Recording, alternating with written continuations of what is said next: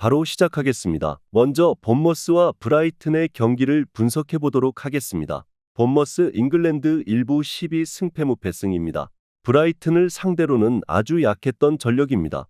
브라이튼이 본머스의 강한 압박이 붙기 전에 전개를 하는 식으로 가면 본머스의 압박도 상당히 무력화됩니다. 물론 현재 브라이튼의 미토마가 없는 것은 엄청난 이득일 것입니다.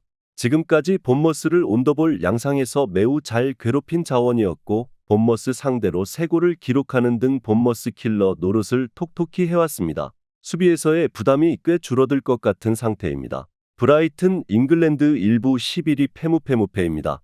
현재 공격 유닛들의 구성이 완전하지 않은데 이 와중에도 플랜 A의 변화가 없는 점이 아쉬울 것으로 보입니다. 실제로 다른 전력들이 강하게 전방 압박을 하자 브라이튼이 빠져나오지 못하는 양상이 다수입니다. 최근 5경기에서도 2골만 기록하는 등 미토마 마치 듀오가 양 측면에서 활약하던 시절과는 확연히 득점력이 줄어든 모습입니다. 브라이튼이 미토마와 마치가 있던 상황보다는 확실히 공격력이 떨어진 모습을 보이고 있는 것이 사실입니다. 전방 압박에 상당히 고생하고 있는 것도 분명한 사실이라고 할 수 있을 것입니다. 본머스가 강하게 대인 압박에 들어가면 브라이튼의 전개도 꽤 곤란을 겪을 수 있고 본머스의 기동성에도 부담을 느끼게 될 것입니다. 본머스의 승리를 예상합니다. 다음은 토트넘과 아스날의 경기를 분석해 보도록 하겠습니다. 토트넘 잉글랜드 1부 5위 패승무승패입니다. 상당한 위기입니다. 뉴캐슬 원정에서 대패하면서 5위로 떨어진 상황이고 아스날과 첼시라는 런던 라이벌과의 매치가 연달아서 있습니다. 사실 토트넘의 위기는 포스테코글루 감독의 공격적인 전술이 읽혀버린 것입니다. 지난 경기에서도 뉴캐슬이 전술적으로 대응을 하자 빌드업에서의 미스와 광활한 뒷공간이라는 약점이 크게 드러나는 모습이었습니다. 이 와중에 두 풀백이 모두 날아간 상태인데 특히 빌드업 상황에서 양 측면의 공간이 크게 벌어진다는 점을 생각해야 할 듯합니다. 아스날 잉글랜드 1부 1위 무패패승승입니다. 아스날이 확실히 전방 압박에서 1대1로 상대에 대응하는 움직임이 상당히 좋습니다. 지난 매치에서도 점유는 밀렸지만 상대가 거의 찬스를 잡지 못하도록 제어하는 양상은 칭찬할 수 있었을 것입니다. 아스날 입장에서는 상대 풀백들이 전부 아웃되어 버린 것도 상당히 큰 요소입니다. 특히 사카, 웨데고르가 있는 우측과 트로사르가 2경기 2골로 좋은 왼쪽의 조화를 기대해 볼 수 있을 듯합니다. 결국 토트넘의 공격적인 전술에 대한 리스크가 크고 양 풀백의 누수로 인해서 아스날의 측면 공격이 날개를 달 수 있게 된 상황입니다. 아스날이 전방 압박으로 상대가 공격적으로 밀고 나오는 상황에서의 대응도 지난 경기에서 깔끔하게 해냈는데 이 상태에서는 전방에서 공을 끊어버리고 공격을 하는 것으로 상대를 공략하기도 했습니다. 아스날의 승리를 예상합니다. 다음은 클레르몽과 스타드랭스의 경기를 분석해 보도록 하겠습니다. 클레르몽 프랑스 1부 18위 승패무무패입니다. 선수비 후역습으로 가는 상황에서 성과가 오히려 있을 것입니다. 이 양상으로 PSG와 1대1로 비기기도 했고 애초에 지공 성향을 띠는 상황에서도 박스 타격 능력은 보장이 어려웠던 팀이기도 했습니다. 후스랄 랭스가 득점력에서 아주 강점을 보이는 전력은 아니라는 점을 감안하면 일단 클레르몽이 그대로 수비와 비비 능력에 초점을 맞출 가능성도 높아 보입니다. 랭스 프랑스 1부 12 승무무패패입니다. 랭스의 이토가 리그에서도 손꼽히는 찬스메이커라는 평가는 변함이 없을 것입니다. 다만 랭스의 경우 늘 기대 득점에 비해서 골이 부족한 면모가 강한 편입니다.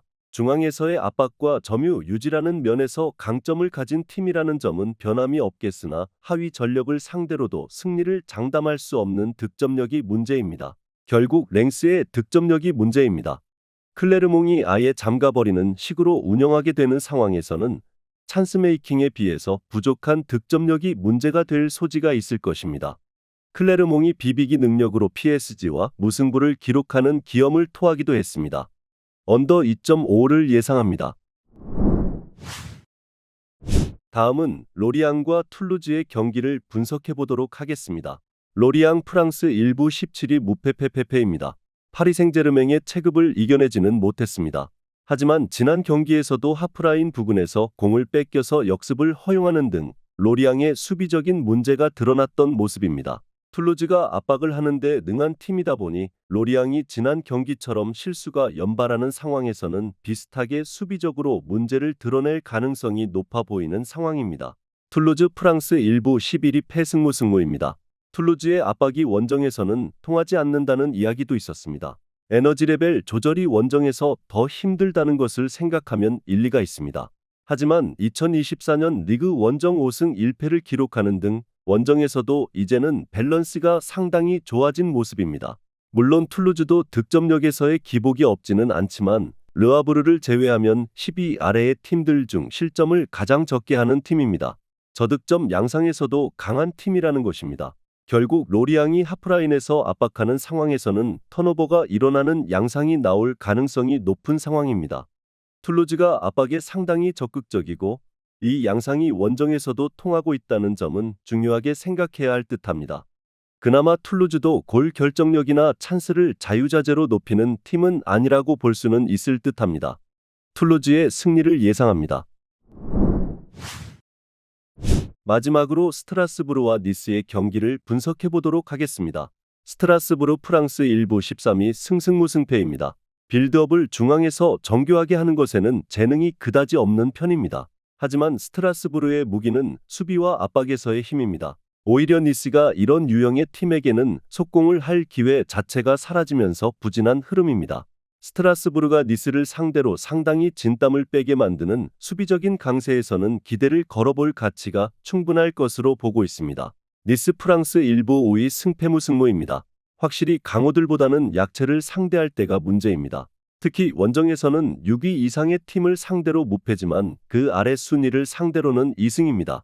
그나마 1대0으로 이긴 두 경기가 전부라서 시원한 경기를 한 번도 기록하지를 못했던 셈입니다. 결국 라인을 내린 상대를 파괴할 지공에서의 영향력이 너무 부족한 것이 흠이라고 할 수 있을 것입니다. 니스가 속공을 하지 못하도록 스트라스부르가 라인을 내리면서 보수적으로 할 수 있는 상태입니다.